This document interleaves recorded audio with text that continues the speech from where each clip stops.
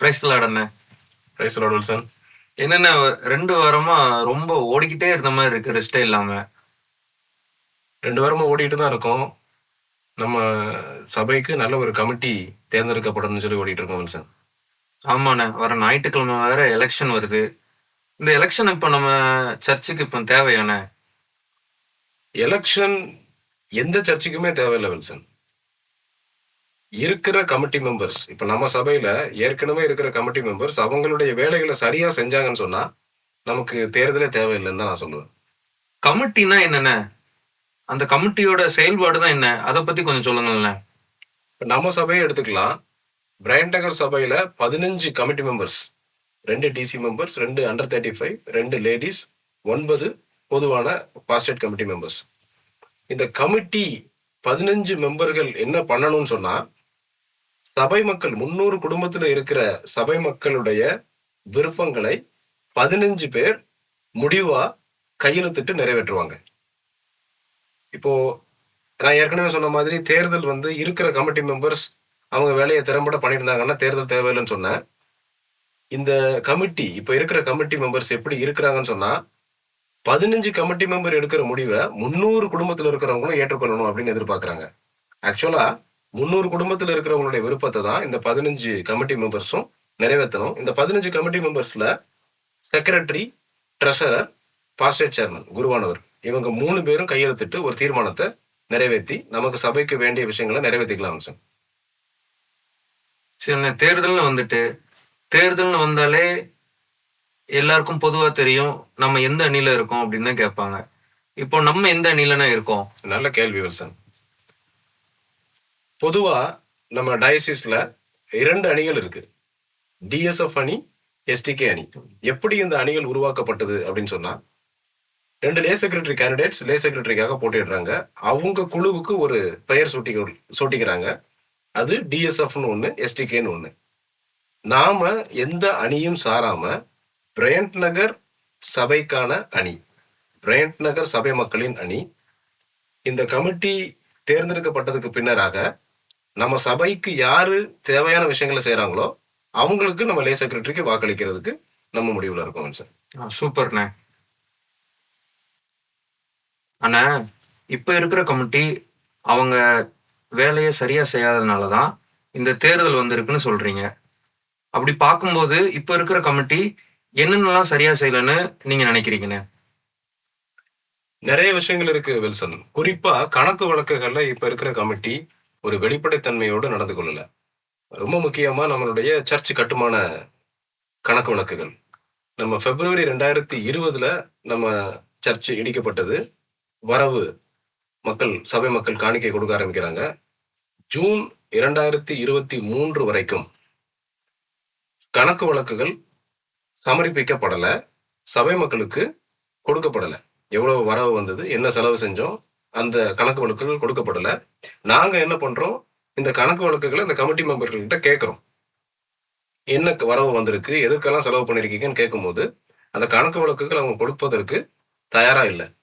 உடனடியா நாங்க டயசிஸ்ல முறையிடுறோம். அவங்க ஒரு ஆடிட்டிங், கட்டிட கமிட்டி மேல ஒரு ஆடிட்டிங் போடுறாங்க. அந்த ஆடிட்டிங் போட்டதன் விளைவா வரவு செலவு கணக்குகளை நம்ம கமிட்டி மெம்பர்கள், முன்னாள் கமிட்டி மெம்பர்கள் டயசிஸ்க்கு ஒப்படைக்கிறாங்க. அந்த சமயத்துல ஒரு ஆச்சரியமான விஷயம் என்னன்னா, மக்கள் காணிக்கை கொடுத்தாங்கன்னு எதிர்பார்த்ததற்கும் அவங்க கொடுத்த கணக்குக்கும் பெரிய வித்தியாசம் இருந்தது. குறிப்பா நகை காணிக்கை அவங்க ஒப்படைச்சதற்கும் நம்ம நகை காணிக்கை இவ்வளவு வந்திருக்கும் அப்படின்னு சபை மக்கள் எதிர்பார்த்ததற்கும் பெரிய வித்தியாசம் இருந்தது. எனக்கு இன்னொரு ஆச்சரியமான விஷயம் என்னன்னு சொன்னா, எல்லா கம்பெனிகளிலும் எல்லா இடத்துலயும் வருஷத்துக்கு ஒரு தடவை கண்டிப்பா அந்த ஆடிட்டிங் நடக்கும். அந்த 11 மாசத்துக்கு 12 மாசத்திற்கு எவ்வளவு வரவு வந்தது, எவ்வளவு செலவு பண்ணினோம்னு சொல்ல ஒரு ஆடிட்டிங் நடக்கும். நம்ம போன டிசி மெம்பரா தேர்ந்தெடுக்கப்பட்ட ஜெபச்சந்திரன் அவர்கள் ஒரு ஆடிட்டர் தான். அவங்க கம்பெனில கண்டிப்பான முறையில வருஷத்துக்கு ஒரு தடவை ஆடிட்டிங் நடக்கும். அவங்க ஏன் நம்ம சபையில ஆடிட்டிங் பண்ணணும்னு சொல்லவே இல்லைங்கிறது ஆச்சரியமான ஒரு விஷயமா இருக்கு. வருடத்திற்கு ஒரு தடவை கூட நம்ம சர்ச்சில் இந்த ஆடிட்டிங் நடக்கலங்கிறது வருத்தத்துக்குரிய விஷயம் வில்சன். இந்த கட்டுமான கணக்கு வழக்கு மாதிரி வேற எதுவும் இருக்குதானே? கண்டிப்பா இருக்கு. ரெகுலரா நம்ம சர்ச்சில் நடக்கிற ஃபார் எக்ஸாம்பிள் ஈஸ்டர் வரி ஈஸ்டர் வரி போட்டதுக்கான கணக்கு வழக்குகள் கூட இன்னும் கொடுக்கப்படல சபை மக்களுக்கு. அது போக ஆல்டர் பணிகளை நிறைவேற்றன்னு சொல்லி கமிட்டி மெம்பர்ஸ் சொல்லியிருந்தாங்க. அவங்க முடிச்சு தாரன்னு சொன்ன டேட் வந்து போன பிரதிஷ்டை May 1, 2024 நாங்க முடிச்சிடோம்னு சொன்னாங்க. ஆனா இன்னைக்கு வரைக்கும் அந்த பணிகள் முடிக்கப்படலைங்கிறது எல்லாருக்குமே தெரியும். அந்த ஆல்டர் பணிகளுக்காக 2 முறை பிரியாணி சேல்ஸ் போட்டிருக்காங்க. கணக்கு வழக்குகள் கமிட்டி மெம்பர் கொடுக்கல. மில்லர்புரம் டீச்சர்ஸ் காலனி சபையில போய் பிரிச்சிருக்காங்க. அந்த பணம் எவ்வளவு பிரிச்சாங்க அந்த கணக்கு வழக்குகளும் நம்ம சபையில அறிவிக்கப்படல. அறிவிப்பின் மூலமா மக்களுக்கு தெரிவிக்கப்படல. போன மாசம் நம்ம வாலிபர்கள் பிரியாணி சேல்ஸ் கட்டிட கமிட்டிக்காக சேல்ஸ் பண்ணி 1,48,000 ரூபாய் அவங்க வந்து கொடுத்திருக்காங்க. அந்த கணக்கு வழக்குகளை ஒரே வாரத்துல அவங்க சமர்ப்பிச்சுட்டாங்க. நோட்டீஸ் போர்டில் ஒட்டி சபை மக்களுக்கு காட்டிட்டாங்க. வாலிபர்களால பண்ண முடியறது கமிட்டி மெம்பர்களால பண்ண முடியலங்கிறது மிகவும் வருத்தத்துக்குரியது. மாற்றப்பட வேண்டிய கமிட்டின்னு நான் சொல்லுவேன் சார். அண்ணா, மாற்றப்பட வேண்டிய கமிட்டின்னு சொல்றீங்க. நம்ம இந்த கமிட்டிக்கு வந்தா நம்ம சபை மக்களுக்கு எந்த மாதிரி மாற்றங்கள்லாம் கொண்டு வர போறோம்னா? மாற்றப்பட வேண்டியதுல முக்கியமான விஷயம் கணக்கு வழக்குகள் வில்சன்.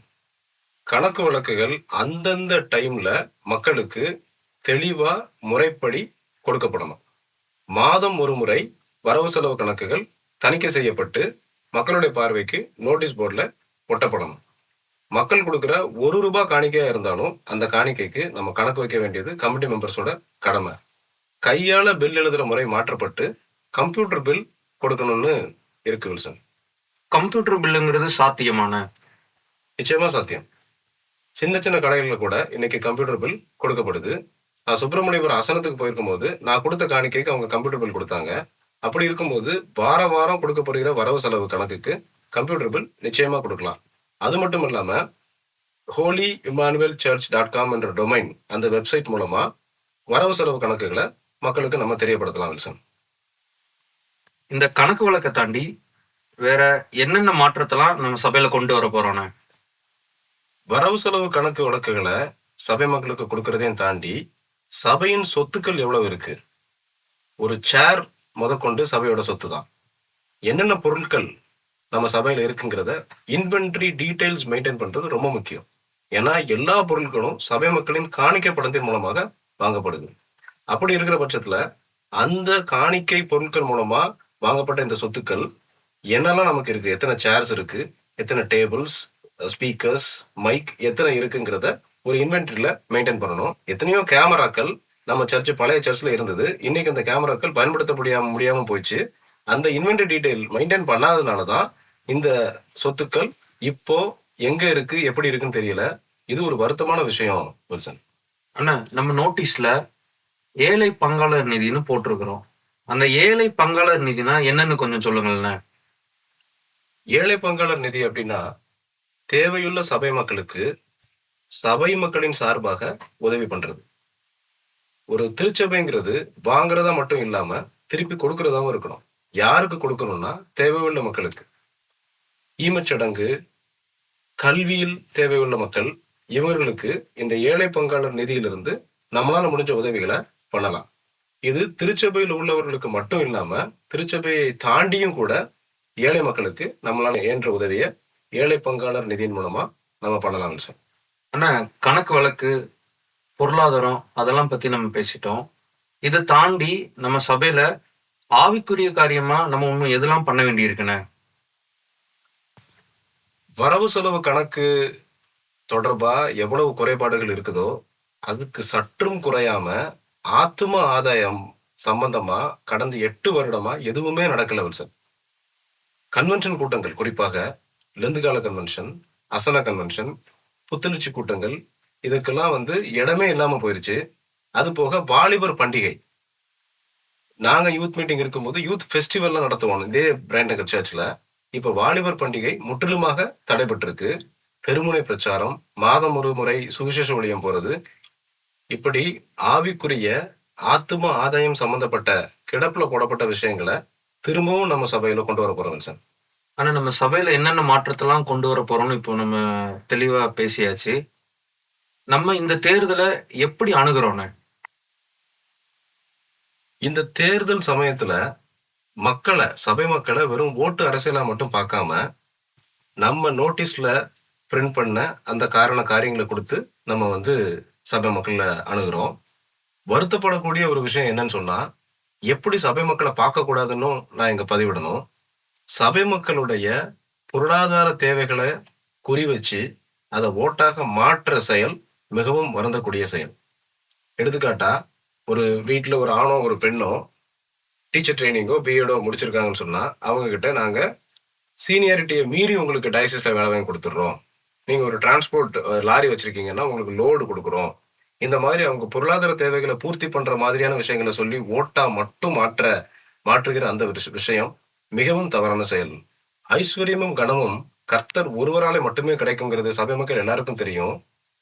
தேர்தல் சமயத்துல சபை மக்களுடைய சுய பொருளாதார தேவைகளை சொல்லி தேர்தலுக்கு ஓட்டு கேட்கறது நம்மளுடைய நோக்கம் இல்லை.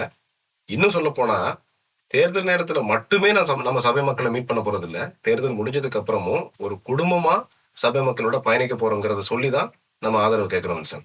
இப்போ நம்ம சபைக்கு என்ன மாற்றத்தை கொண்டு வர போறோம்னு நம்ம இப்போ பேசிட்டோன்னே, இப்போ அந்த மாற்றத்தை நம்ம கூட சேர்ந்து கொண்டு வர போற அந்த கமிட்டி மெம்பர்ஸ் யாருன்னு கொஞ்சம் நீங்களே சொல்லிருங்களேண்ணே. 2 டிசி மெம்பர்ஸ். ஒன்று நான் Suresh Vedamuthu, software projects develop பண்ணி கொடுத்துட்டு இருக்க பிஸ்னஸ் பண்ணிட்டு இருக்கேன். அது போக கிறிஸ்தவ நல்லெண்ணெய் இயக்கத்துல மாவட்ட செயலாளர் இருக்கிறேன். ஒடுக்கப்பட்ட கிறிஸ்தவர்களுக்கு லீகல் சப்போர்ட் பண்ற ஒரு இயக்கமா கிறிஸ்தவ நல்லெண்ணெய் இயக்கம் இருக்கு. என் கூட தம்பி ஜான்சன் டிசி கேண்டிடேட்டா இருக்கிறான். Central government employee. 20 வருஷமா நம்ம பிரைன் நகர் சபையில கீபோர்டிஸ்டா இருக்கிறான். எனக்கு தெரிஞ்சு பல கமிட்டிகளை பார்த்த ஒரு நபர் ஜான்சனா இருப்பான்னு தோணுது. அது போக நமக்கு பாஸ்டேட் கமிட்டி மெம்பர்ஸ்ல பொது பிரிவுல 9 பேர். முதலாவதா அகஸ்டின் அண்ணன், அவங்க கவர்மெண்ட் கோஆபரேட்டிவ் ஷாப்ல இருந்து ரிட்டையர்ட் ஆயிருக்காங்க. தம்பி Gabriel ministry plus is a civil engineer.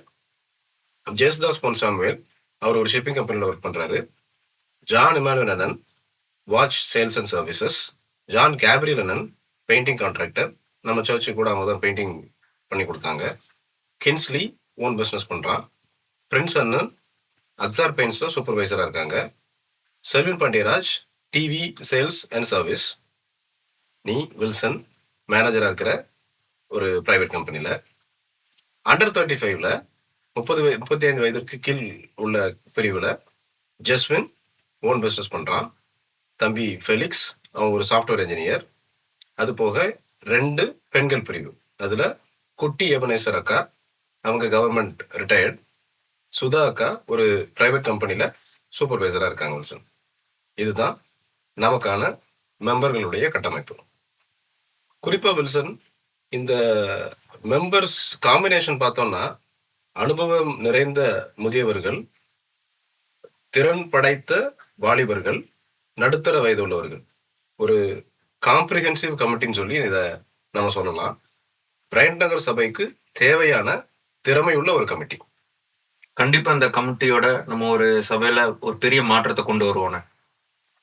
நன்றி. தேங்க்யூ.